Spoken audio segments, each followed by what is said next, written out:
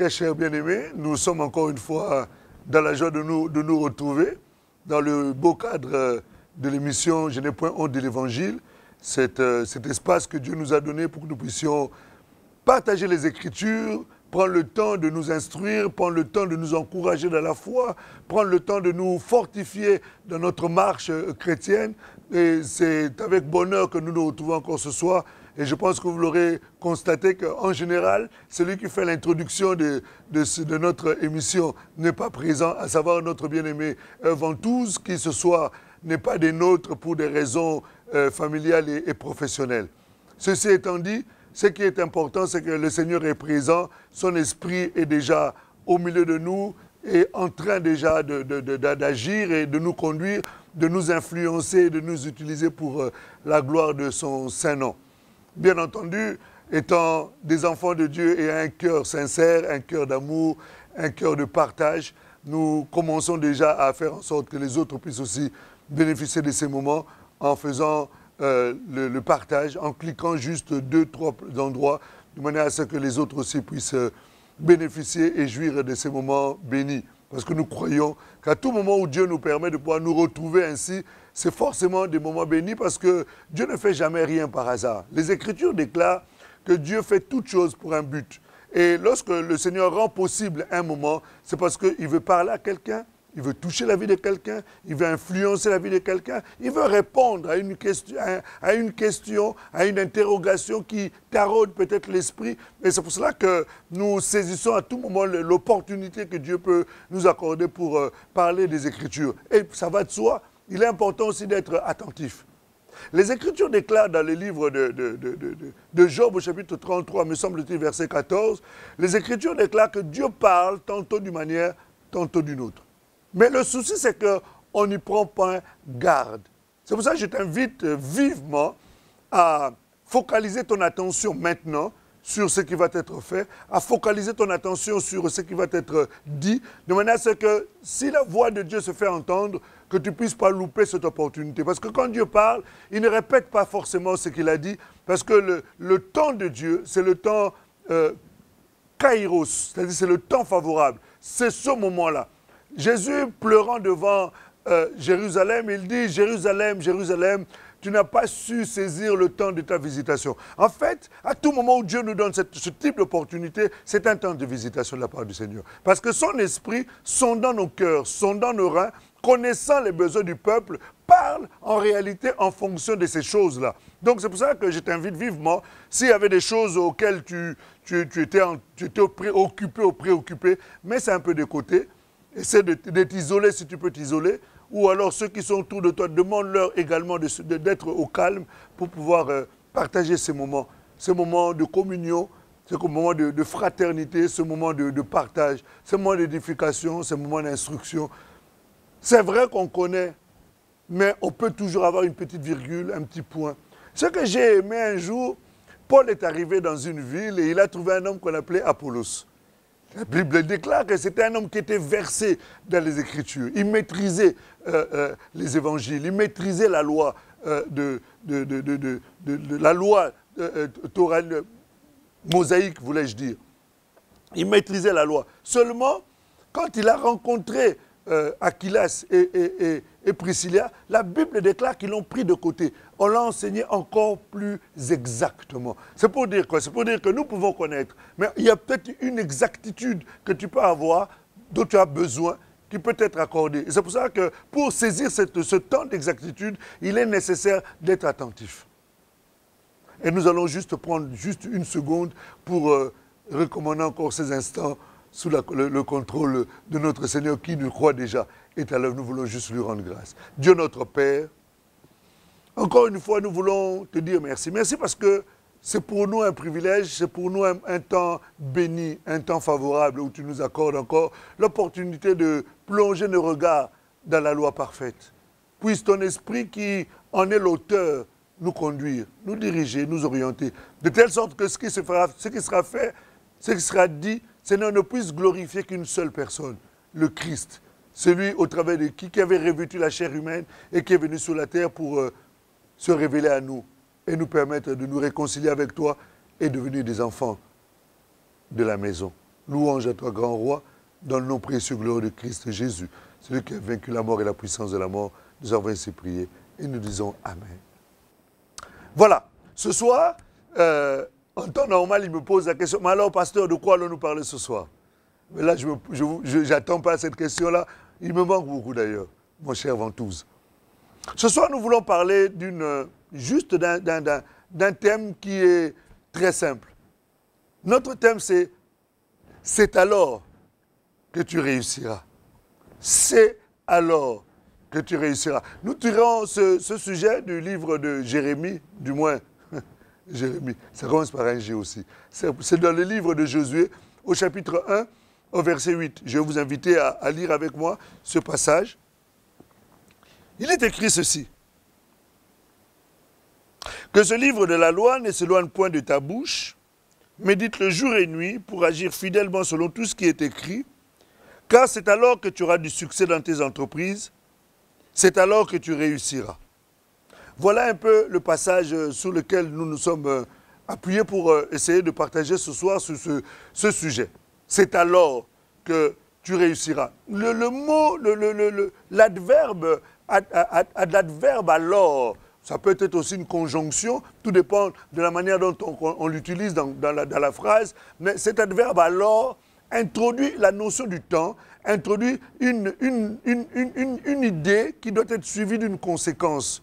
Et quand on est en train de dire « c'est alors que tu réussiras », ici, ce livre a été écrit, et d'ailleurs c'est le premier livre, il me semble que nous avons un jour partagé sur Josué, c'est le premier livre de la Bible qui porte le nom d'une personne, Josué. Josué, je ne veux pas parler de Josué aujourd'hui, mais c'est quelqu'un qui nous inspire, c'est quelqu'un qui est un homme qui a une force de caractère, une profondeur dans la relation avec Dieu qui marque. Et au travers de ce livre, de ce passage, on nous dit que c'est alors que tu réussiras. Si on dit que c'est alors que tu réussiras, c'est qu'il y a eu un préalable par rapport à cette phrase. C'est une conséquence, c'est alors que tu réussiras. Pourquoi on dit c'est alors? C'est qu'il y a des choses qui ont été dites auparavant qui nous introduisent et qui nous emmènent à comprendre que la conséquence de ces choses a fait qu'il y ait réussite. Et ici, nous voulons comprendre que dans ce passage-là, c'est un des passages où on parle clairement, où on parle d'une manière nette de la notion de la réussite, de la notion du succès. C'est vrai que la réussite ou le succès dans la vie d'un homme n'est pas le fruit du hasard. Je crois qu'autant que nous sommes, là où tu es assis, dans tes affaires, dans ton couple, dans tes projets, quand tu le fais, c'est dans quelque part au fond de ta tête, quelque part au fond de ton cœur, l'objectif est que tu réussisses. Je vois très mal quelqu'un qui commence quelque chose en ayant dans son esprit déjà la défaite, à moins qu'on ne fonctionne pas correctement. Mais pour quelqu'un qui est un tant soit peu normal et qui, quelque part, est normalement constitué, lorsqu'il se projette dans une chose, l'objectif est que la chose réussisse. Dans notre ministère, lorsqu'on commence ce ministère, on imagine que nous allons réussir. Maintenant, la notion de la réussite est très aléatoire, la notion de la réussite est très, très, très variée. Hein? Mais toujours est-il qu'on cherche à réussir. Lorsqu'on entreprend une relation amoureuse et qu'on cherche à se marier, l'objectif est qu'on réussisse ce mariage. C'est-à-dire que nous puissions durer et que la seule chose qui puisse nous séparer, que ce soit forcément la mort, comme disent les Écritures. Ou alors lorsque quelqu'un a des enfants qui, suite à son mariage, que le fruit de leur amour, c'est que ces enfants-là réussissent à la vie. Personne ne peut souhaiter à ce que son enfant devienne un délinquant ou devienne un féman ou quelqu'un qui vole dans les magasins ou qui agresse ou quelqu'un qui viole. Jamais. Donc, dans notre esprit, quelque part, on cherche à ce qu'il y ait la réussite dans la vie de ces enfants. Qu'ils réussissent à leurs études, qu'ils réussissent, qu'ils aient un bon travail, qui leur permet d'avoir un bon salaire, un salaire qui soit suffisamment décent pour répondre à leurs besoins et demain, s'ils sont mariés, répondre aux besoins de sa famille. Voilà, quand quelqu'un a un projet ou quand quelqu'un se projette dans quelque chose, l'objectif est qu'il puisse réussir. réussir dans tes projets, réussir dans ton business, réussir quand tu montes une entreprise. L'objectif, peut-être que c'est peut-être une entreprise mono, comment dire ça, une micro-entreprise. Ça peut être une entreprise, comment on appelle ça encore où tu es seul, j'oublie encore le terme, enfin, peu importe, où tu es seul, mais l'objectif n'est pas que tu restes seul, l'objectif est que tu te multiplies, que l'entreprise se développe. Donc, quelque part, il y a cette notion-là, la réussite, qui est sous-jacente. Seulement, pour réussir, on nous dit qu'il y a des sous-bassements pour arriver à la réussite.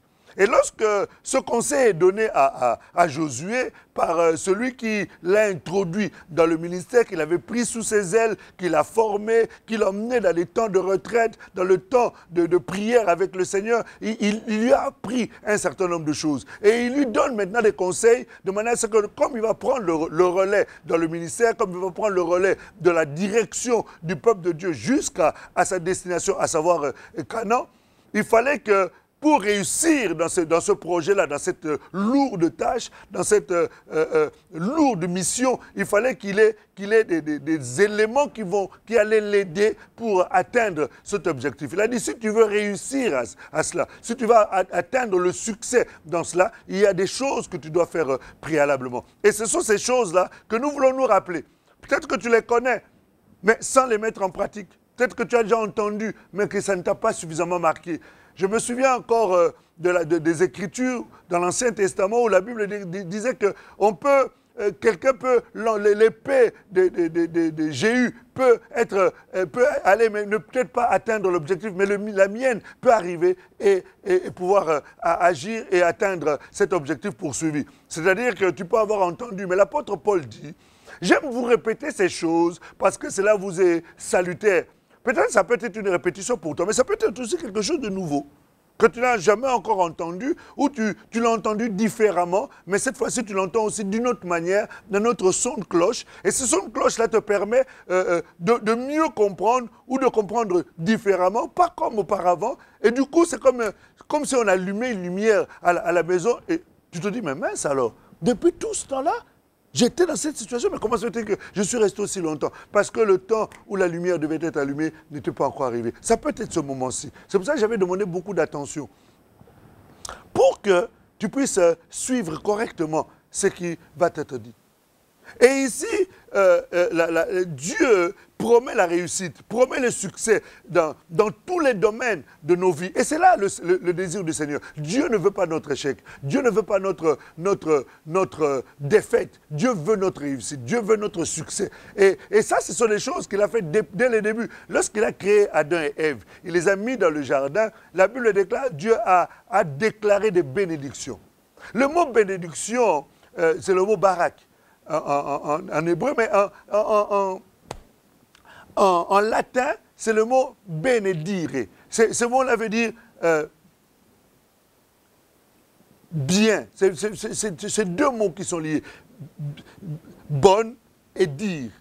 Ce sont des bonnes paroles que nous allons dire. Et Dieu a déclaré des bonnes paroles en faveur d'Adam et d'Ève. En réalité, la bénédiction, ce n'est pas quelque chose de palpable, ce n'est pas ce que nous touchons, ce n'est pas ce que nous possédons. En fait, quand on dit bénédiction, quelqu'un dit « j'ai été béni, j'ai obtenu une veste, j'ai été béni, j'ai obtenu une maison, j'ai été béni, j'ai obtenu une voiture, j'ai été béni, j'ai eu le mariage, j'ai été béni, j'ai eu une promotion. » En fait, toutes ces choses-là qu'on décrit comme les bénédictions, en réalité, ce sont les conséquences de la bénédiction.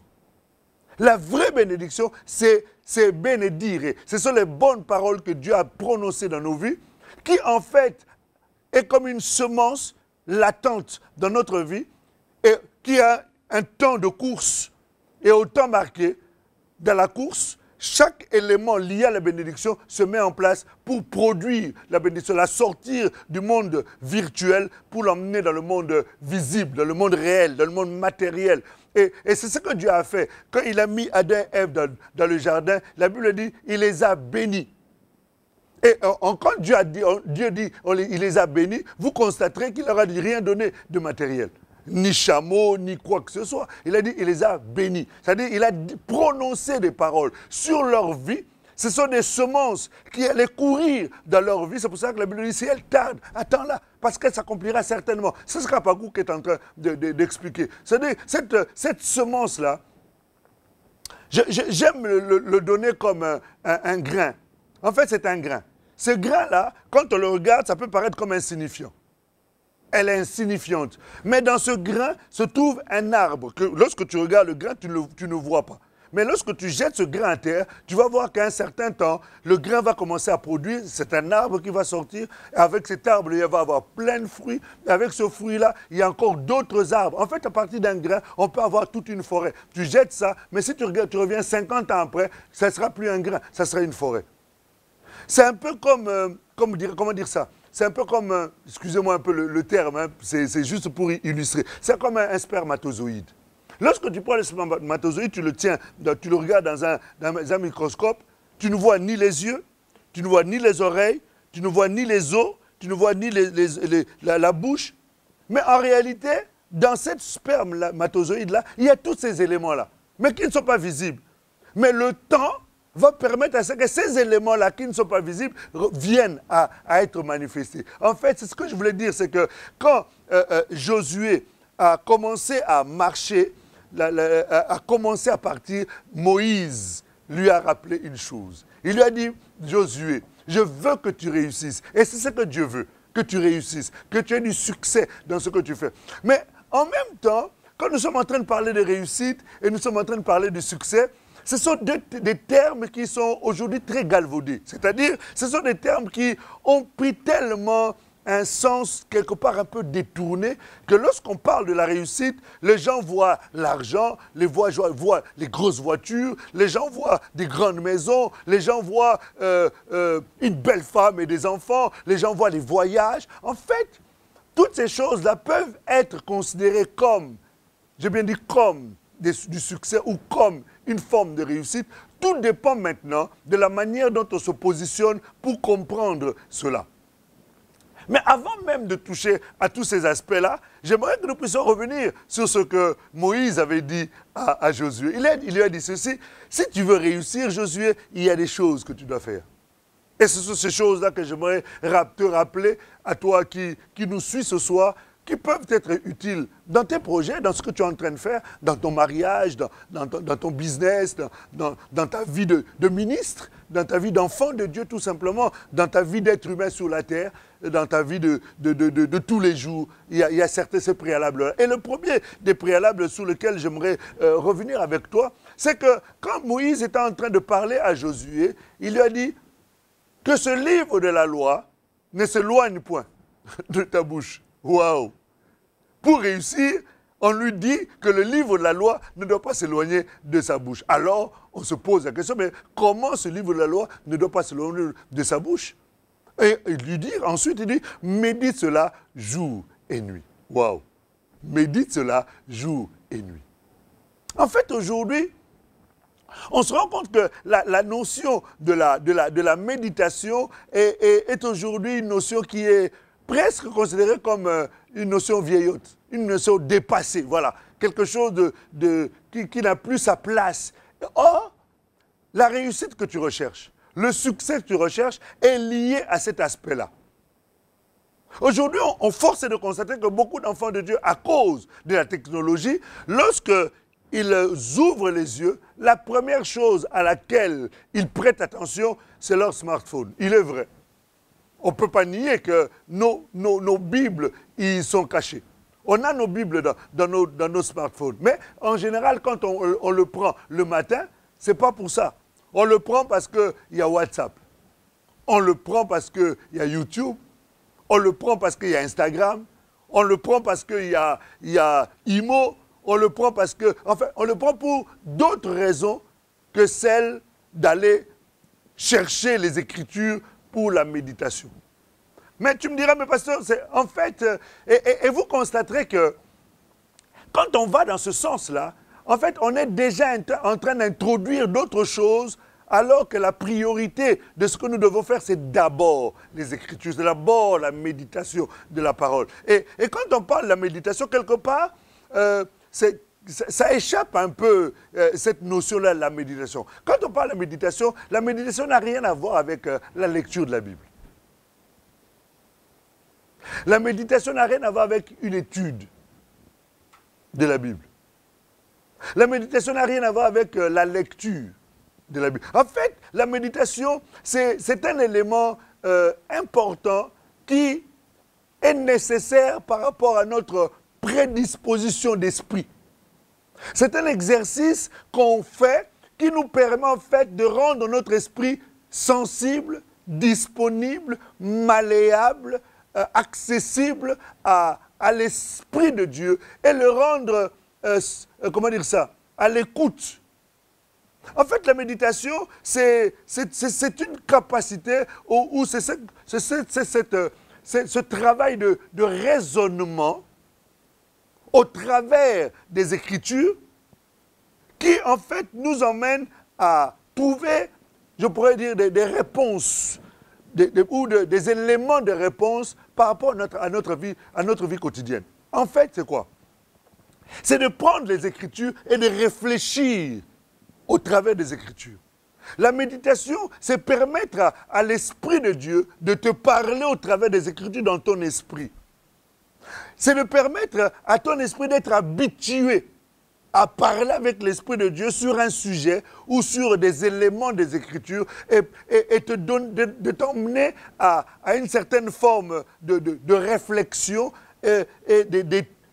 pas d'études, parce qu'il ne s'agit pas d'études. Il s'agit de réfléchir sur les choses qui te concernent, qui concernent ta vie, qui concernent ta marche avec Dieu. Et à partir de là, l'Esprit de Dieu va commencer à t'instruire. J'aime beaucoup David, parce que David, c'était quelqu'un qui méditait énormément. Lorsque vous lisez la Bible, le livre des psaumes, vous verrez la richesse que David avait dans la méditation. Comment David était devenu l'homme selon le cœur de Dieu. Pourquoi? Parce qu'il disposait son esprit à la méditation.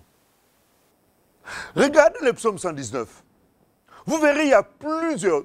C'est un psaume qui compte, je crois, 172 versets. Et dans les 172 versets, vous constaterez qu'il y a beaucoup de versets qui sont liés à la notion de la méditation. Prenez la Bible, faites un exemple, faites un exercice. Prenez votre Bible et essayez de répertorier tous les versets qui parlent de la méditation. Vous vous rendez compte qu'il y en a beaucoup. Et la plupart de ces versets-là sont cachés dans les psaumes ou dans les livres de Proverbes, où on nous demande de la réflexion. Parce que la force d'un enfant de Dieu, c'est la réflexion. C'est ça, la Bible dit, la sagesse, c'est la capacité de la réflexion. Mais quand on parle de la réflexion, en fait, on est en train de parler de la méditation. Une réflexion liée à la parole de Dieu. Le psaume 119, précisément verset 97 à 99, est en train de nous relater cela. Et lorsque l'apôtre Paul est en train de conseiller Timothée, il conseille Timothée, il lui dit Timothée, il est important que tu puisses progresser, que tu puisses évoluer, que tu puisses aller de l'avant dans ce que tu es en train de faire. Mais il est important pour que tu puisses évoluer, que tu puisses progresser, il est nécessaire que tu mettes un point d'honneur sur la notion de la méditation. Tu liras ça dans le premier livre de Timothée, au chapitre 4, au verset 15. Je suis en train de t'emmener tranquillement à comprendre que l'un des préalables à la réussite, l'un des préalables au succès, c'est que ton esprit doit être disposé et disponible pour la méditation. Pourquoi je te dis ça? Parce que la méditation te permet, lorsque tu laisses ton esprit disponible à Dieu, d'avoir des idées. Or, vous savez, la réussite d'un homme, ça passe par une idée. Aujourd'hui, lorsque je regarde la télé, c'est parti d'une idée. La veste que je porte, c'est parti d'une idée. Les caméras qui sont en train de nous filmer, c'est parti d'une idée. J'étais en train de regarder aujourd'hui sur la page d'un ami qui avait mis sur son story, sa story plutôt, pas mal d'images d'un certain nombre des hommes à la peau noire qui avaient fait des inventions. Mais ces inventions-là, ce sont des idées. Or, la méditation permet à ton esprit d'être disponible pour recevoir les idées. Dieu est l'auteur des idées. Dieu nous inspire des idées. Et à partir d'une idée est cachée une grande richesse lorsque celle-ci est travaillée, développée et mise en place. Aujourd'hui, quelqu'un peut devenir millionnaire à partir d'une idée. Si nous considérons que la réussite, c'est d'avoir beaucoup d'argent, ben, à partir d'une idée, on peut avoir des millions. Donc nous comprenons que la méditation est un exercice que chaque enfant de Dieu doit s'évertuer à faire. Avant WhatsApp, avant quoi que ce soit le matin, lorsque tu te lèves après la lecture, après l'étude, tu te mets maintenant, tu laisses ton esprit disponible à méditer. Lorsque tu regardes la Bible, tu te rendras compte qu'il y a beaucoup de gens, notamment notre bien-aimé Isaac. Lorsque tu regardes les Écritures, tu remarqueras que Isaac, c'était un homme qui méditait. Les Écritures nous montrent dans les livres de la Genèse, chapitre 24, au verset 63, la Bible nous dit qu'Isaac était sorti le matin et il est allé au champ. Il est allé à un endroit isolé. La méditation demande le calme. Vous savez, les gens qui sont dans l'occultisme ont compris l'importance de la méditation. Ils s'enferment dans des endroits. Vous savez, il y a une science occulte qui s'appelle la méditation transcendantale. Dans la méditation transcendantale, c'est une capacité de laisser son esprit ouvert à l'écoute du monde spirituel hors du monde de Dieu. Et quand on laisse cet esprit, son esprit libre, ça permet une connexion avec le monde des ténèbres, au monde des esprits. Alors, si le monde des ténèbres comprend ces choses-là, combien plus nous, qui sommes avec l'Esprit de Dieu, nous devons être beaucoup plus propices à ces choses-là. C'est-à-dire être capable de laisser notre esprit disponible pour Dieu. Et la méditation, justement, permet à cela. Et la Bible dit que Isaac sortait pour aller au champ pour la méditation. C'est-à-dire, il avait compris que sa réussite était liée à cela. Et quand vous regardez la vie d'Isaac, c'est quelqu'un qui avait réussi. Il avait réussi dans sa vie.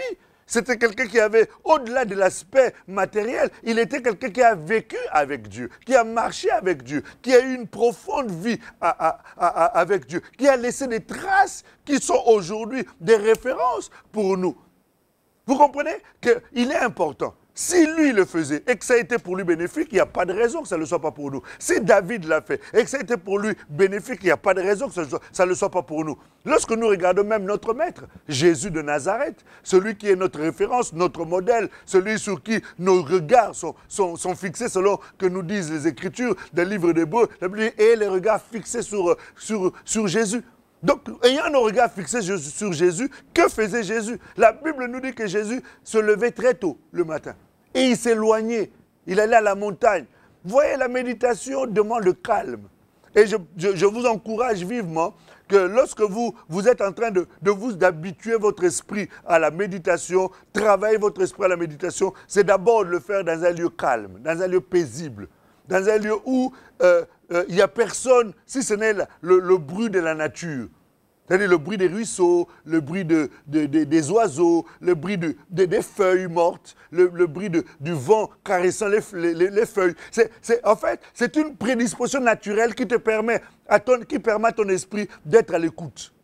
Au-delà du son naturel. Parce qu'à un moment donné, l'homme, lorsque le bruit de la nature, il est habitué à cela.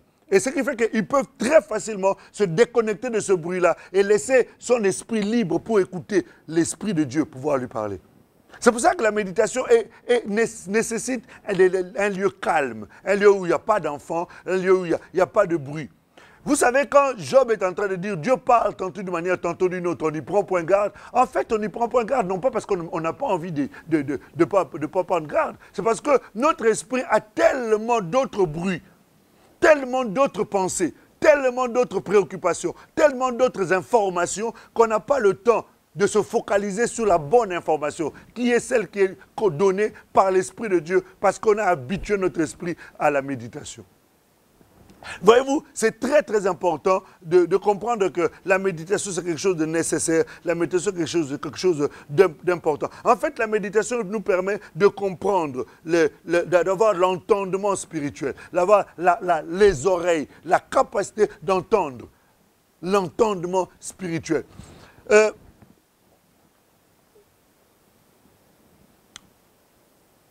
Je peux m'appesantir là-dessus, hein, sur la méditation, mais bon, c'est tellement important en même temps.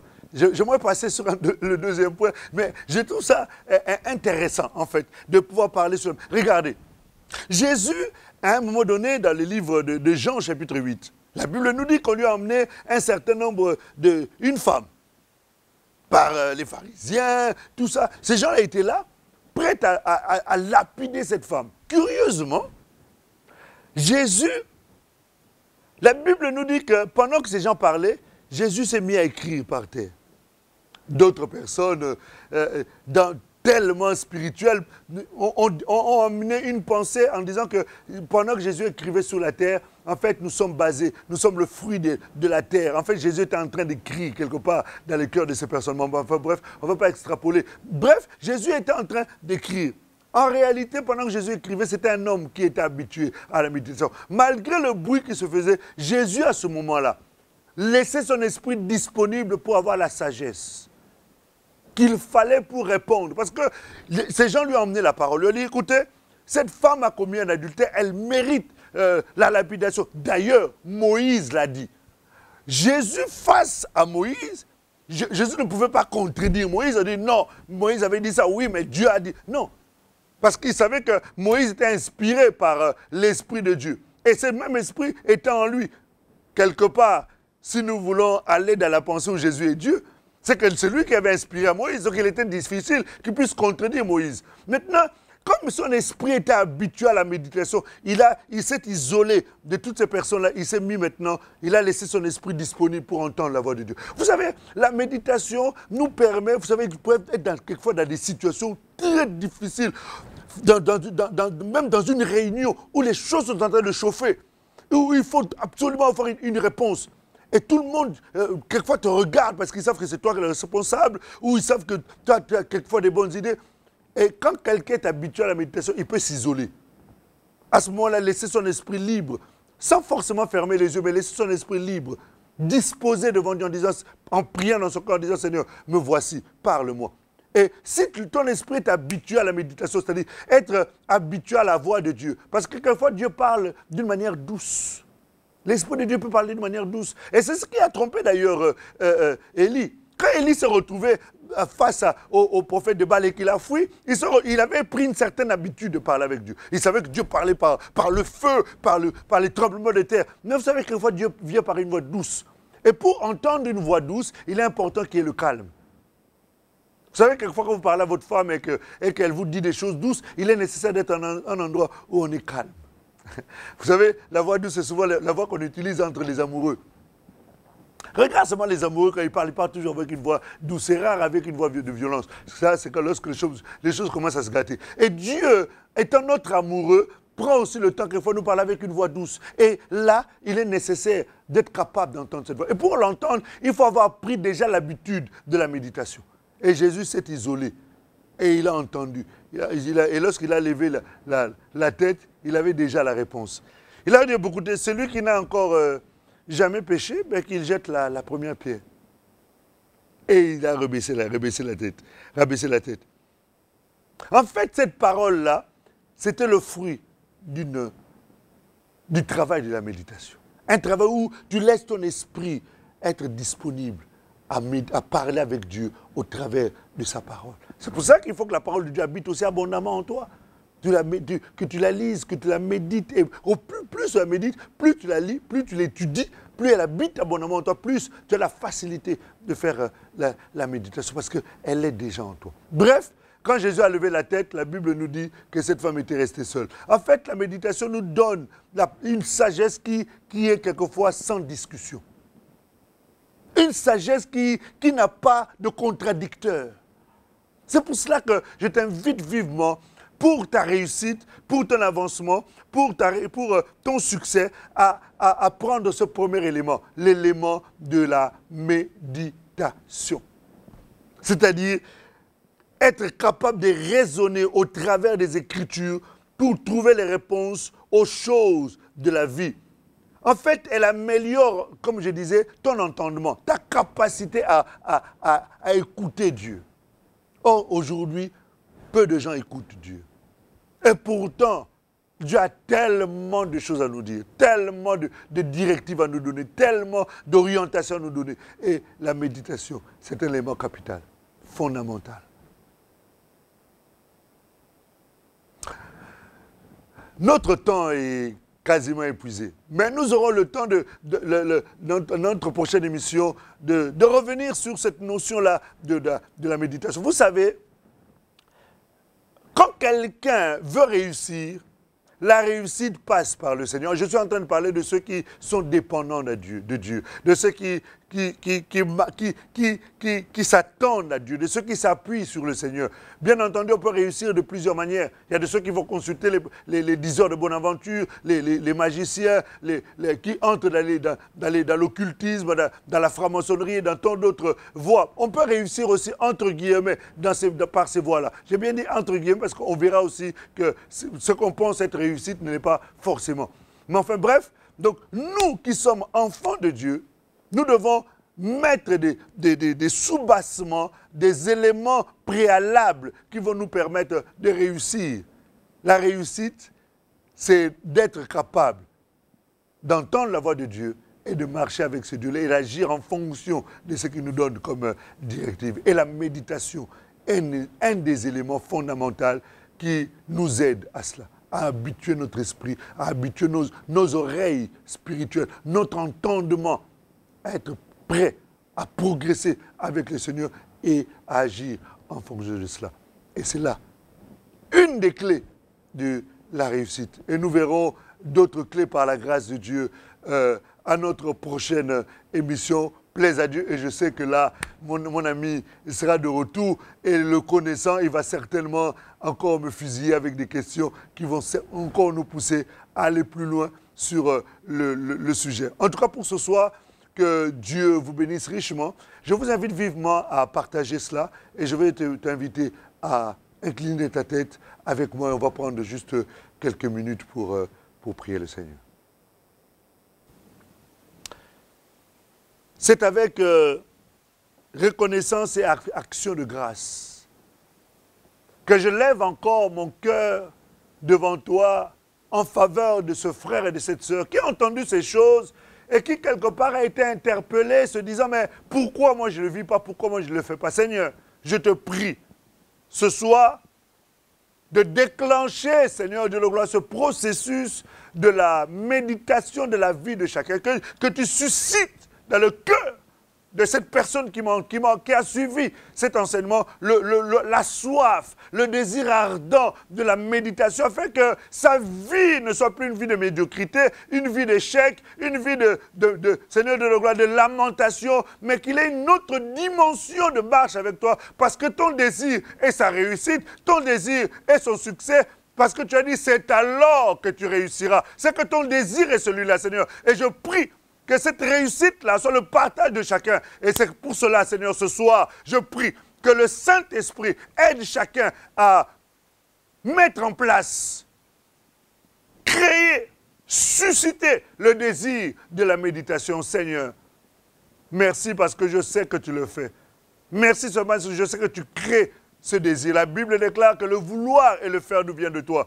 Et je prie également, Seigneur, que cela puisse être suscité. De manière à ce que demain après-demain, Seigneur de la gloire, c'est cette notion de la méditation dispose l'esprit, l'entendement spirituel pour que, Seigneur, la réussite soit le partage de ce frère, soit le partage de cette sœur, au travers des orientations, au travers des directives, Seigneur de la gloire, que tu vas accorder par ton esprit, Seigneur de la gloire, à ce frère, à cette sœur, dans le domaine des affaires, dans le domaine, Seigneur de la gloire, ministériel, dans le domaine éternel, Dieu puissant, familial, dans le domaine sentimental, dans le domaine, Seigneur, des projets, oh Dieu, dans le domaine d'une orientation, parce que tu as dit, je t'instruirai, je te montrerai la voie à suivre, dans la pensée de montrer, Seigneur, je t'inspirerai. Seigneur, je te donnerai une idée, je te donnerai une pensée. Et c'est au travers de la méditation, Seigneur, que tu sais donner ces choses. Je prie, oh Dieu, que tu ne sois plus un Dieu lointain, tu ne sois plus un Dieu dont on parle, mais que personne n'expérimente une vie. Dieu puissant, merci.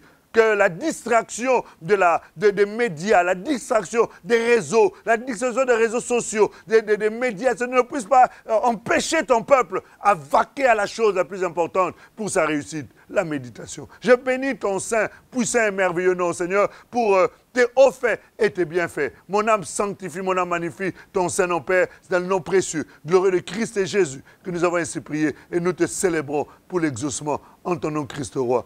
Amen.